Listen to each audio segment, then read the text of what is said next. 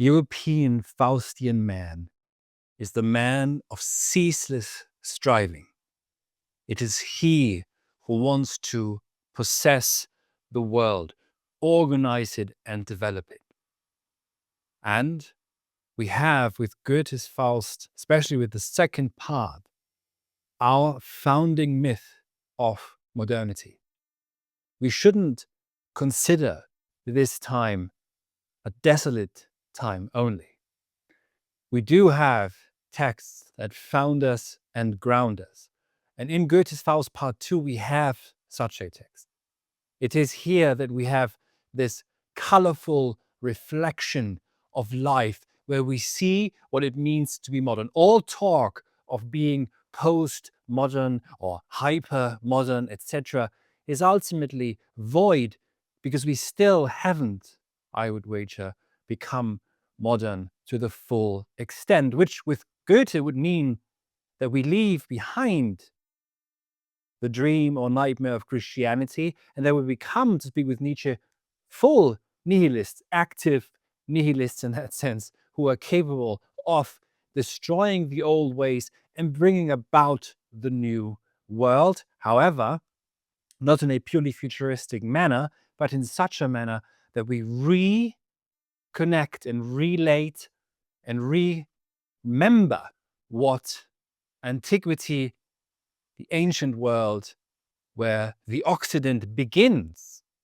what it still can give us. This is what Goethe's Faust's relationship with Helen really tells us. This dream, this will to reconnect to the ancient world, to a pre-Christian time, to develop that and to play that forth into the future. So what we have in Goethe's Faust in its entirety, part 1 and part 2 together, is an entelechy of memory, which is why Goethe's Faust part 2 ends in heaven, which is not Christian heaven, but it is eternity itself, where the mystical choir sings only what is past is only an analogy, or is simply an analogy. That's to say, we are always already analogously to memory and have to play it forward. And I'd like to invite you to take my course on Goethe's Faust Part 2, which is itself, we could say, loosely connected to Faust Part 1 if you haven't read it. We'll make enough references to Faust Part 1 so you won't miss out on anything if that's the case.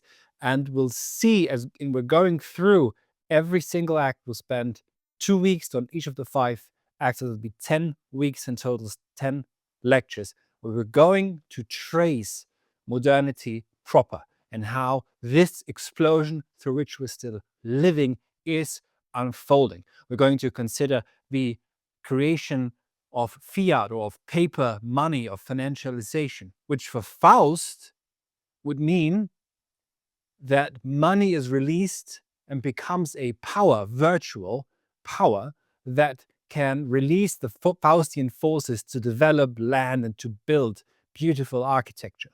But to the Mephistophelian, of course, that means something else. Mephistopheles wants consumerism. He wants desires or needs and wants to be generated and to be stilled with money, money, money in debt creation. So we can always see there's a tension between Faust and Mephistopheles, who apparently need each other. Mephistopheles as the spirit that negates the hermetic Mercurian spirit, and Faust, the striving spirit who searches for beauty, who longs for beauty, and in his reconnection with Helen takes on some of that beauty of the classical ancient world and then plays it forward into the future. And we'll consider, of course, also the realm of the mothers, for example, which we could read as more avant-garde than most of 20th century, 21st century media theory.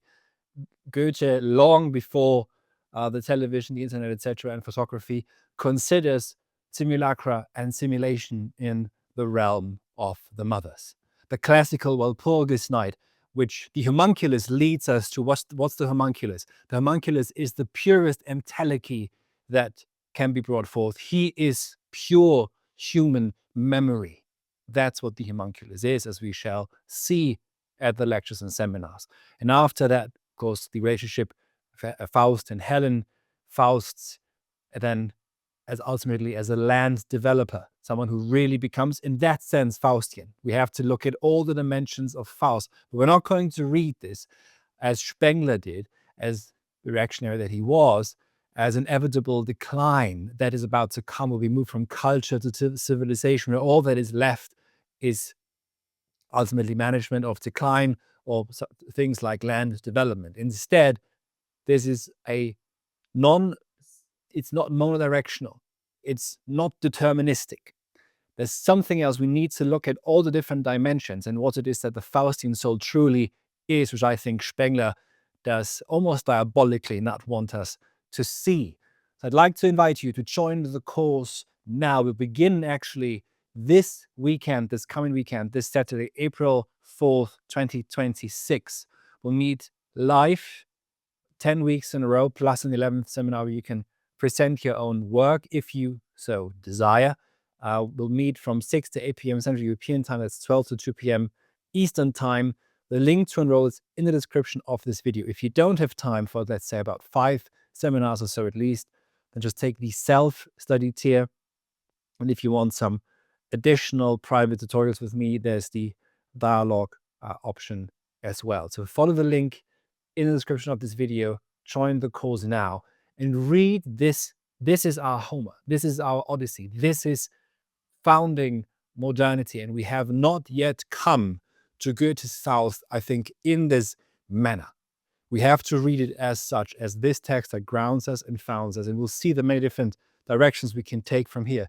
The great thing is with Faust that we're not going to be restricted only to a discussion on Faust, of course. We'll consider Homer, Nietzsche, I mentioned Baudrillard before, Plutarch, and Euripides and others. So this is ultimately the work of memory, of recollecting, of mnemosony is here what we are charged and tasked to do. So I'd like to invite you one more time, join the course now and spread the word about the course. Thank you very much indeed.